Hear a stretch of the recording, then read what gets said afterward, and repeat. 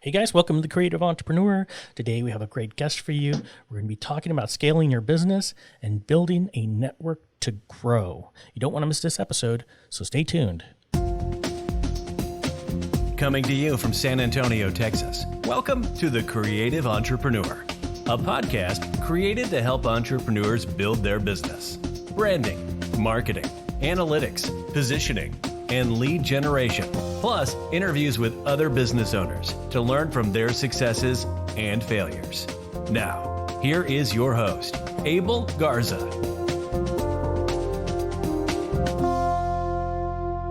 Hey guys, welcome back to the Creative Entrepreneur. Today we have an amazing guest for you, and we have just a great topic, and it's scaling your business and growing your network and just generating revenue, hiring your team, investing in other things to grow your business. That seems to be a big problem with entrepreneurs who are already set and wanting to expand their business. So we have a great guest for you. Her name is Lindsey Wander. She is the creator and CEO of Worldwide Tutoring, and she's an amazing person. You're going to love her. Please help me welcome Lindsey Wander. How are you doing today?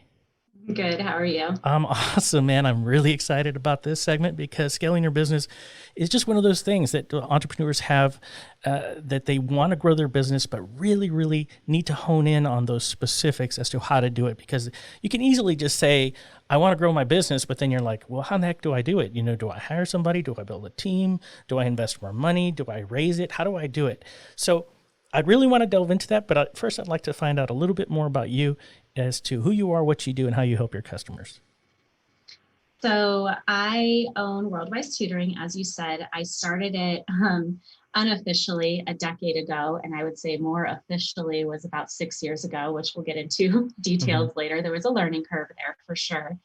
And we work with students of all ages, all abilities, all subjects, in person and online, individual and small group. I have tutors. I have 60 instructors now throughout Illinois and Texas. And then obviously we work with students all over the world. But the whole point of why I founded the business was to teach what's not being taught in the schools. So even though we're helping kids, improve their grades and their scores, we're also teaching them the valuable, what they call soft skills. Mm-hmm. So, thinking about how they think, evaluating their successes and failures, time management, planning, prioritizing, leadership, empathy, all of these things that are extremely important for them to have as leaders, but that aren't really taught to them. So it's just so much more than the academics. And that's something that we really work on with our kids. Absolutely. That's awesome that you were able to create something. I'd like to know what you started with. Like, did you start out with a lot of money, or did you start out with one student? Like, what was what was the foundation of your business? So, I started as a teacher. I was a classroom teacher. And when I moved from California to Chicago, I thought, it'll be easy for me to find a school that I like. And I wasn't happy at the school I was hired at. And I decided, you know what, I had been tutoring on the side the whole time I was teaching. A lot of it was just to supplement my income, or I was living in LA. So to avoid traffic, to work with kids until traffic died down. But I loved it. It was so rewarding. And I thought, maybe I should just tutor full time, still not thinking I was going to turn it into a business, just thinking I would tutor full time. So I, hit the ground running. I took every student. I don't care how far I had to commute, how much they paid me, what subject it was. If I didn't know the subject, I teach it to myself. I literally just took everything and used it as a time to learn and grow. And within 2 years, I had completely outgrown myself. I was working 7 days a week, no time off. I was working 12-hour days, and I was just totally burnt out and overwhelmed. And what I had fallen in love with was starting to become more of a chore. And so that's when I started to have to scale. Oh, yeah. Yeah. I mean, a lot of folks, like I said, they have that issue, and you can only be in so many places at a time. It's just, there's so many things to think about, but I'd like to know, what were the first steps that you made once you realized that you needed to scale? You were overwhelmed. You said, I need to grow. I needed to hire somebody, build a team. What was the first thing that you did? So because I am a service-based business, it was all about hiring and bringing people in to actually work with the students, because I couldn't, like you said, be everywhere at once. So I needed to actually hand my babies over to somebody else and expect that they were going to deliver the same quality of service and Mhm. take all of these years of experience I had and still be able to do the same thing I did. And it was hard. And I remember a very specific conversation I had with a friend of mine, talking to her about how I was overwhelmed. And she said, "You have to hire people. You're at that point." And I said, "No way. I don't trust someone to give the same service. I don't want to now have a job where I'm managing people. Mhm. That's not why I did this. I don't want to own a business. Like, I'm a teacher, all of these things." And she said to me, "The first one you hire will be the hardest. And then after that, you'll wonder, why didn't you do this sooner?" And it is so true. And the first was the hardest. I didn't know how to put a job, application out. I didn't know how to even interview people, what to look for in their resume, how to train them, how to track their hours. I didn't know any of that. And so it was really a trial and error in the beginning, Mhm. a lot of error, and a lot of We'll lessons definitely talk about learned. that. Definitely. Oh yeah, a lot of error, but things that, I made that mistake, and I haven't made that mistake since. And the first one or two were kind of a flop and, aren't with me, but then the third, fourth are still with me 6 years later. Mhm. So I started figuring it out and knowing, what to look for, how to hire, how to train, So, and to the point where I was able to bring in 30, in the past couple of months even. you started with additional tutors. Additional tutors, exactly. So that was, and it wasn't even until this year I started bringing in extra Mhm. staff, which I can talk about later. Mhm. But yeah, I was more focused on bringing in people who could deliver the service while I handled more of the The business management side of part of it. it, yeah, Mm-hmm. definitely. So, at what point did you start hiring the managers once you started to scale? It was this year. So this is the first year that I have realized I am being so bogged down with the daily tasks of invoicing and payment and follow-ups and all of that, that I'm not able to actually do the things that I'm really good at, my superpowers, and it's distracting me from that. So I've decided, again, it's a trust thing, right? Handing Mhm. over my accounting Mhm. and, all of my emails and all of the information about our students, handing that over to somebody else is a little scary. But I found someone who I trusted, and I've started training her on it, because I know that that's a necessary next step. I can't do these little things as I get bigger and bigger. I have to be able to hand that to someone else. And it's nice to be able to create a job for someone else. Mhm. This is stuff that she enjoys doing, the Definitely. tasks. I also brought someone in to help with my website, because, there's a lot of things I was trying to do on my own through the back end, and it would take me 5, 6 hours, and I send it to her and she does it in 20 minutes and loves it. So I just kind of tell myself, I've created jobs for other people to do what they love, so that I Mhm. can have more time to do what I love. And it really is a win-win across the board. Yeah. So, once you started hiring your managers and you got your team together, you hired your web designer, your managers, which are taking care of your invoicing and your financial tasks. What other parts of the business did you focus on by hiring people and building your team? So, a big part of any company is the brand, and making sure that that brand is consistent. And so now, when I have all these people out there with their own backgrounds and their own experiences working with kids, I still have to make sure that they're consistent with the brand.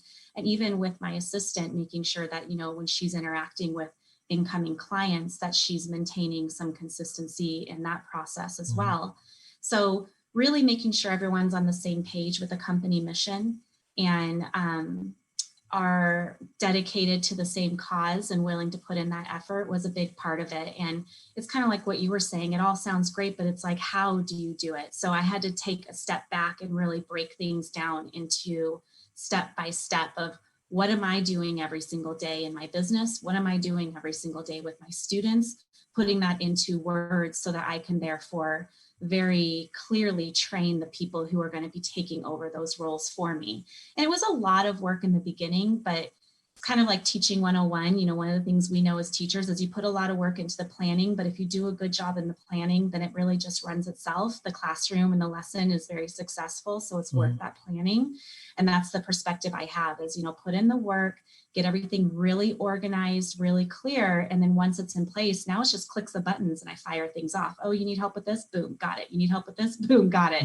Because I already have it all laid out. So a big key of that is organization and like taking the time to really get it in a clearly articulated way. But teachers are naturally organized, I think. Yeah. Well, you would be surprised. There's some I walked in, I'm like, oh my goodness. But you have to be when you work with kids. You got to document and track everything.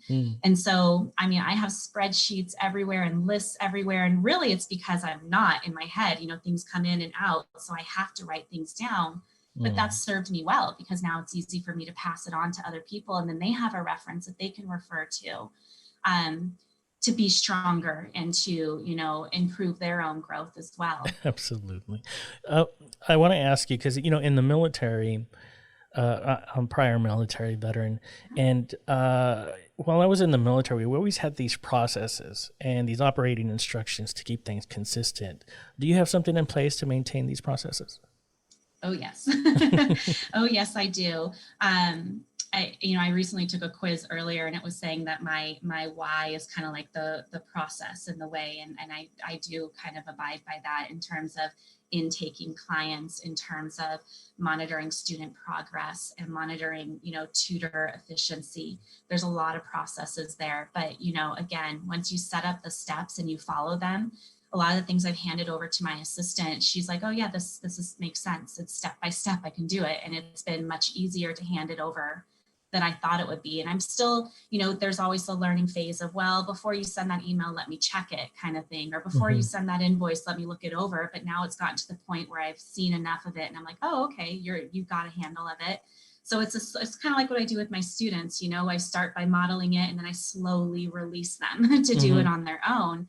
And it empowers them and it motivates them to make it better. So there's times that, you know, I'm so close to it sometimes that I don't see a way to improve the process. And then bringing in someone, showing them my methodology and opening the door of, if you can think of a better way to do this, I'm all ears, has really actually helped me streamline a lot of things and improve a lot of the processes. Awesome.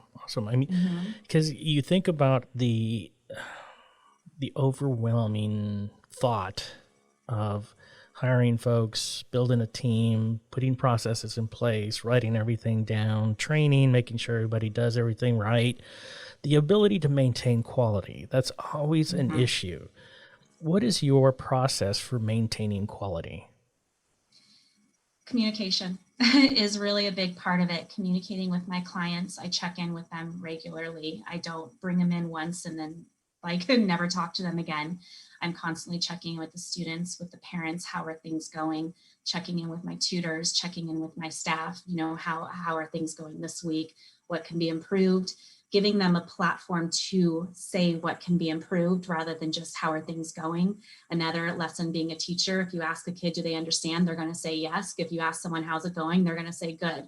So no, I ask much more specific, open-ended questions, not yes or no. You know, what can be improved? What's been awesome? What needs to get better? You know, things like that. And then taking that not personally, you know, using that as an opportunity to improve and grow, which, you know, I've gotten feedback from people that say that they really enjoy that. They enjoy that they feel like they have an active role in the growth of the company and what is happening with their own personal life, you know, how it's making them better too. And I really think it comes down to just communicating.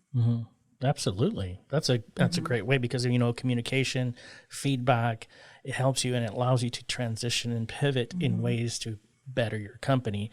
I guess what I'm asking is also the quality control of your employees, the quality control that you have to maintain with your staff. You know, I guess that's a good way of doing it, getting feedback from your customers. But a lot of times we get feedback from employees to figure out ways in which we can pivot, so to speak. You know, do you have a system in place to get quality control from your employees? I mean, it's probably a little easier in my field because we work with students. And so there's already measurable results that are being collected. You know, if they are a test prep kid, I'm monitoring, have they been improving their scores? I create the spreadsheets and I see and check in on those. With grades, you know, has their grade improving? But then there's also things that maybe aren't so quantitative. They're a little more qualitative, like, you know, has the student become more independent? Are they opening up to you more? Are they taking more risks in their learning?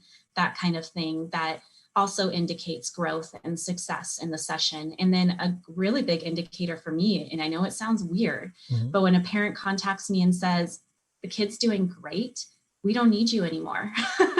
And I know that they're happy with the service because then it's like, but I have another child I want you to work with, or, oh, but I referred my 5 neighbors, you know, I mean, they're happy and they often will come back. I get families, I mean, that I've been working with for 10 plus years. I've been through all their children, but that's a big indicator for me that we did our job. In empowering the kids to be able to manage their own learning and calmed everything down in the household. So, you know, there's a difference of, you know, the data. So there's some like actual numerical data, but then there's just, again, from that feedback where I can tell things are going well. So you have all these systems in place, you have operating instructions, you have your team, you have your employees, you have your managers and your folks that are working your website and your accounting, which God forbid I have to ever do. Yeah. And the intake and see, the look at you, correspondence. you got more I mean, stuff. she's doing everything. I'm calling her my assistant. I just hand her things. Anytime I have a new program in my head, I'm like, all right, here we go. We're going for this. She's like, I'm on it. Yeah, we call her Assistant 360. Awesome. There we go. Perfect. So a lot of times, you know, you're growing and you're getting all this feedback. Are you marketing? Are you investing in growing more, or are you still just kind of like taking it easy? Or, I mean, are you like full blown, let's just market, let's get this out in the open, let's start growing? What step are you taking now? I'll be honest, I actually, one of the people who I brought on recently, or not recently, but this year, was a marketing manager. And I put a lot of money into marketing.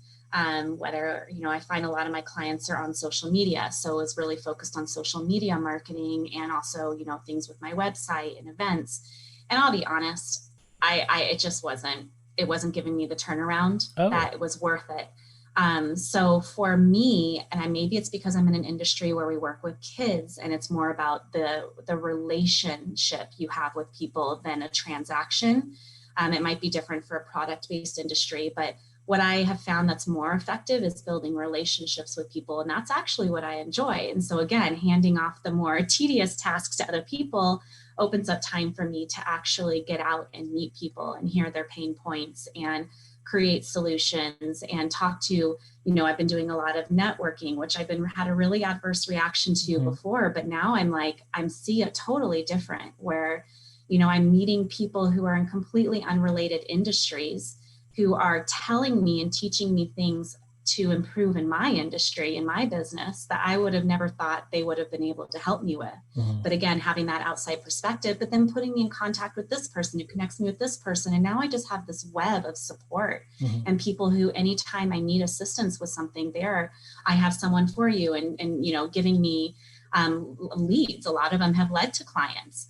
And so I found that more genuine marketing, quote unquote, has actually bred relationships and improvements in my business and has brought in more success than throwing up a Facebook ad. That's awesome. Or having. That's awesome because actually we just did a segment on building relationships in the we called them dinner seminars, which I thought was an amazing. I mean, it's not a new concept, obviously, but you know, you speaking about, you know, building relationships, networking, and all that stuff. Of course, you know, one-on-one is always great. So, do you invest?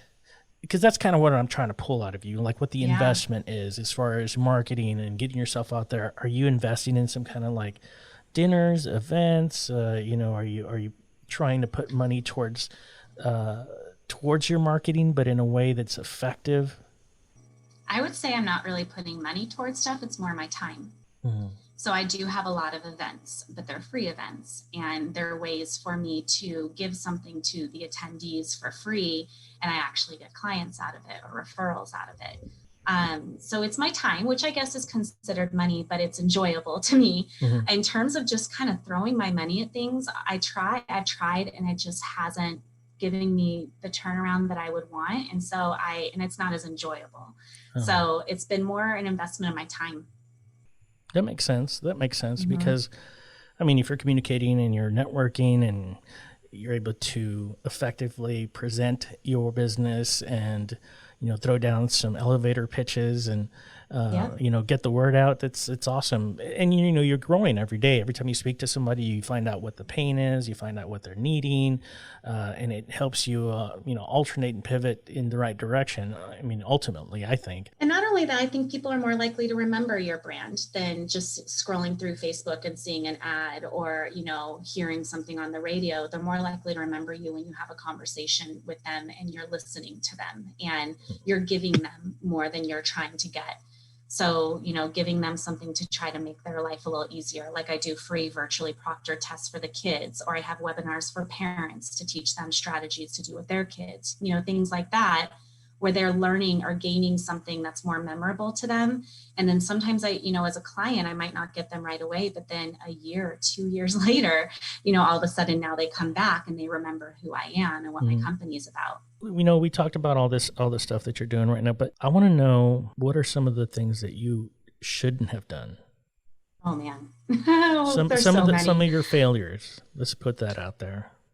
I would say my first failure was my company name. I changed the company name, but having a company name that people didn't understand, couldn't remember, couldn't pronounce, even though it had meaning to me, just was a total flop because it was hard for people to remember, first of all. So that was a big part of the beginning. And then, not really understanding my brand. And what made it successful. I'll be honest, it wasn't probably until 4 or 5 years in that I really understood why we were so successful. And it was through talking to people and getting feedback from them that I learned it. But now that I have that more focused, I can definitely focus in more in the service provided, but also in my message to other people of how are we different from other organizations? What makes us so special? That's something I think a lot of people go into it because they're passionate about it and they have like their ideas, but boxing it into a clear message that you can give to others is really key and really something that you could break down to a couple sentences and make it super, super simple. Hiring, also, I made errors in hiring. I shouldn't have done this because I know better, but I really looked at a person's degrees and said, oh, you have this degree, you must be good, and that's really not the case. I know better than that. This is why I teach my kids even, that it's more than just that thing line on your resume. It's also about your experiences. It's also about your mindset. So I should have taken more time in the beginning to get to know the people who I was hiring as people rather than just what their resume said was a big part of it as well. And now I do that, and I have amazing, amazing people working for me. Would you say that trying to do too many things, offering too many types of service would have been one of those things? I mean, yes and no. I've actually had some people who've told me that I should narrow down, just offer test prep. And I kind of disagree. Like, I like being a one-stop shop for families. My service is that we can do everything, which is unique because the point is I don't want you to have a tutor for this, a tutor for this, a tutor for this. So that's actually one of the areas I'm not sure if I totally agree with, because even in my own life, I go for people, like my physical therapist also does, this and also does this and also does this. And I love that I can go to her for everything, that has to do with stuff. And I have built a relationship with her and I trust her rather than trying to find someone who does every little tiny thing. Wow. So I would say focus on your mission. And as long as the services or products you're offering all line up with that mission and you're not spreading yourself too thin, that would be good, obviously, but I wouldn't limit yourself too small. To the point that the reason why I ask that is that's usually the process when you're starting out. Now, you obviously you've grown and you've learned And so you've been able to offer more, I guess, a better array of services. When you're starting out in business, I guess the beginning part is focus on one thing and then grow from there. And I mean, I guess you could technically say I still focus on one thing. It's tutoring. It's more the subjects or the diversity. I had a friend the other day who was saying you should add in a health component to what you do. And I said, no, that's not even my mission. I believe in it. And I agree with what you're saying, but that's not my company. So yes, in a way, I'm very focused on what I'm focused on. But there's also been new ideas that I've had along the years, and some have flopped and some haven't. But every idea, I always stop and I ask myself, is this aligned with my mission? And if it's aligned with it and I have the power to do it, then I do it. Awesome. That's amazing. So you didn't really invest a lot of money. I didn't, because I didn't do a brick and mortar, and we go to the students' homes. So I really didn't have much input into it, which was nice and less scary. So now that you've grown, do you have offices, or are there people working out of offices, or do you have just somebody working from home and delegating and helping the other tutors? So it's all, I have no office. And I honestly, for anyone listening, that kind of saved me during the pandemic. And I would encourage you that if you can find a way to do your business without having a brick and mortar, I think it has more longevity to it. Us personally, we go to the students' homes or schools or somewhere nearby. So that was easy for us. That was also another model, a business model that I created, is to make it more convenient for people rather than having to cart their kids everywhere. It allows us to get to know the families too, which is nice. But no, I still do not have offices, and I will never have offices because it's not effective for us. That's awesome. I mean, that makes perfect sense. And in your business, I think that's probably, that's more of a viable option instead of having an office where you have to pay rent and then you have to, get insurance. And I'm sure you have insurance, but you have we still need insurance. You need to get insurance for the building, and somebody's going to be manning it, so you're going to have to pay an hourly rate for somebody to be there. So yes, definitely, or salary, whichever. So definitely. So I think this is just an amazing process here that you've come up with, this way of building your business. And I know it's not unique, but you know what? You're giving us your perspective, the way that you went about, and giving us your experience and your successes and your failures and what you did to build your team, generate revenue. That's what I'd really like to know also, is how much you're making. But maybe we could talk about that offline, or if you're comfortable saying it, that's cool too. But it's 2020 has been rough. So yeah, no doubt. It's in flex. Yeah. So, because when we look at building a business, obviously we look at the numbers. We want to know, okay, this person started their business with zero money down, just their time, and now they're making, 6 figures. Now they have two locations and they're all making 6 figures. So we always want to know that type of stuff, at least the result of what's going on in your life. And so, it's what a great segment. I really enjoyed this. How can our listeners get a hold of you? My website's a good place to start. So it's worldwise with an S, tutoring.com. That's where you'll see all of our services. Plus there's a ton of free resources there for parents and educators and students. And you'll see about a lot of the new ideas I've had recently, like our enrichment classes and our student sponsorship program, those things I chose to do because they do align with the mission. And I have help now to actually help me take on these new tasks, where before I probably would have been overwhelmed by the idea even of them. Absolutely. But they're all on the website. Awesome. Well, we're getting close to the end of the podcast, and I usually like to ask if you have any words of wisdom or some rules that you live by. So one of the things that I've really learned over the years, and I've gotten better at recently, is to really trust my intuition.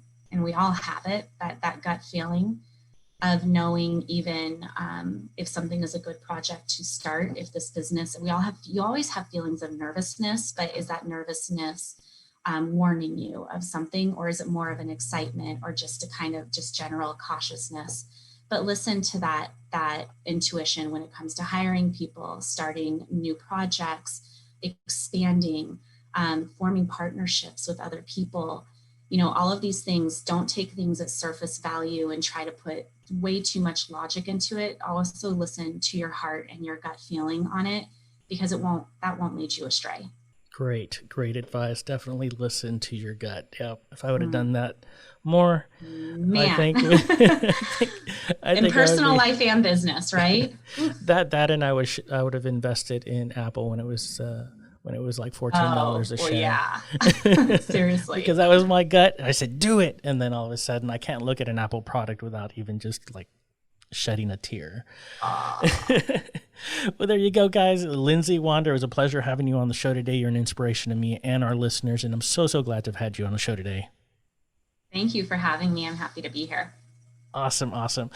Well, there you go, guys. Lindsey Wander. All of her information is going to be in the show notes. Be sure and check that out. Also, check out the creativeentrepreneur.net. We are transitioning to we're transitioning to creativeentrepreneurshiP.net, creativeentrepreneurshiP.net. So be sure and check out that website. It's still in the process of being made. And so you can always reach out to us with the creativeentrepreneur.net creativeentrepreneur.net and tcepodcast.net. So we can always check the latest podcast on tcepodcast.net. And until next week, keep on keeping on. Thank you for listening to The Creative Entrepreneur. Please click the show notes for additional information.